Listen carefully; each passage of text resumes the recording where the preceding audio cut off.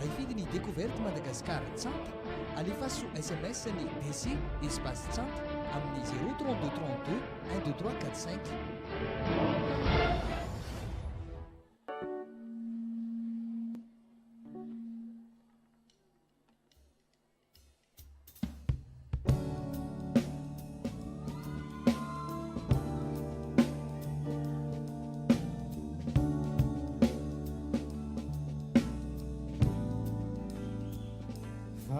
Fanere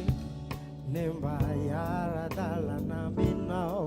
wewanelanao fatikoloshanao hafuku izao rehetra izao no ianao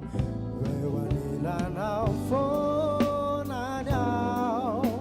ratuka sisakao efanatuka kwanao Fuku anzakao Yaraki sikaru Fitiavanao tiulu Fianao natukanao ai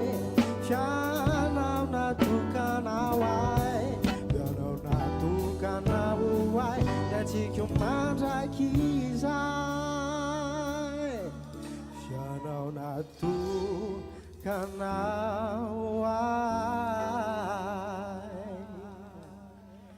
Yansikuma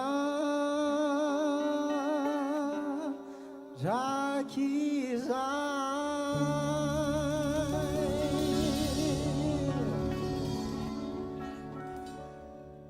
Such a